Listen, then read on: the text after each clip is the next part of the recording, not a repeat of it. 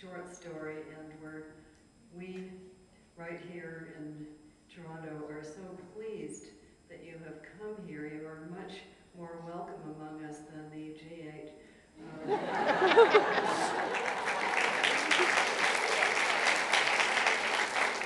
Unfortunately, we have not spent $1.2 million making a pretend lake for you, but we have a lot of real lakes that you'll be able to visit at some point.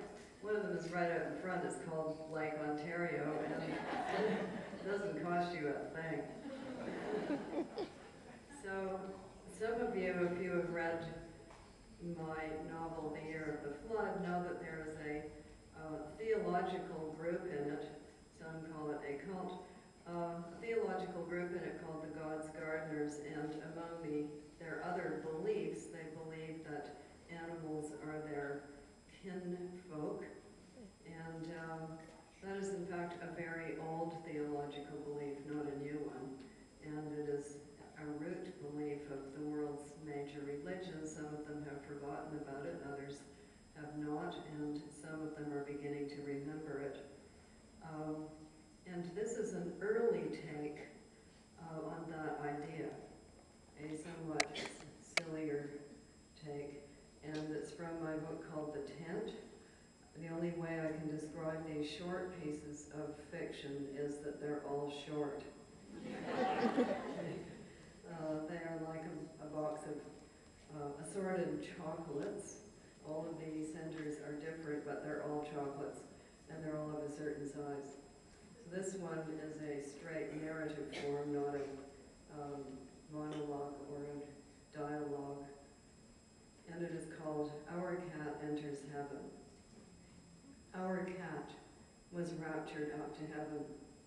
He'd never liked heights, so he tried to sink his claws into whatever invisible snake, giant hand, or eagle was causing him to rise in this manner, but he had no luck.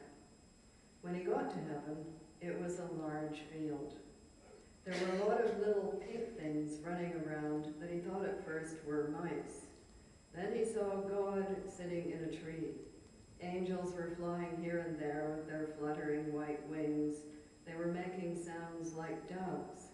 Every once in a while, God would reach out with its large, furry paw and snatch one of them out of the air and crunch it up. Well, it stands to reason. The God of cats is a cat. The ground under the tree was littered with bitten-off angel wings. Our cat went politely over to the tree. Meow, said our cat.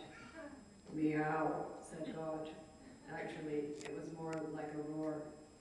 I always thought you were a cat, said our cat, but I wasn't sure.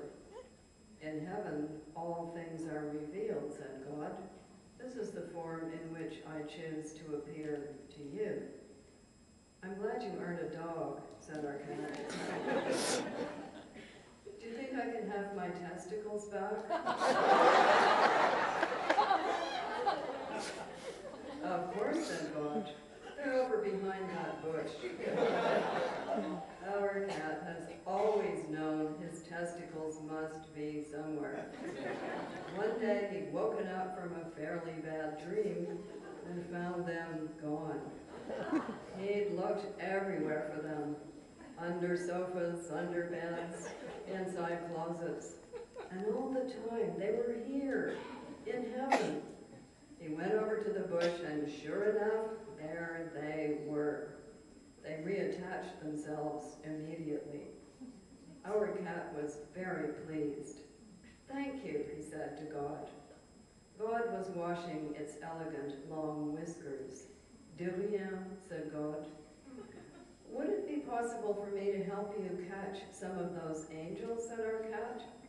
You never liked heights, said God, stretching itself out along the branch in the sunlight. I forgot to say there was sunlight. True, said our cat, I never did. There were a few disconcerting episodes he preferred to forget. Well, how about some of those mice? They aren't mice, said God, but catch as many as you like. Don't kill them right away. Make them suffer. You mean play with them, said our cat. I used to get in trouble for that. It's a question of semantics, said God. You won't get in trouble for that here. Our cat chose to ignore this remark, as he did not know what semantics was. He did not intend to make a fool of himself. If they aren't mice, what are they? He said. Already he pounced on one. He held it down under his paw. It was kicking and uttering tiny shrieks. They're the souls of human beings who have been bad on earth, said God, half closing its yellowy green eyes. Now, if you don't mind, it's time for my nap. What are they doing in heaven, then? Said our cat. Our heaven is their hell, said God. I like a balanced universe.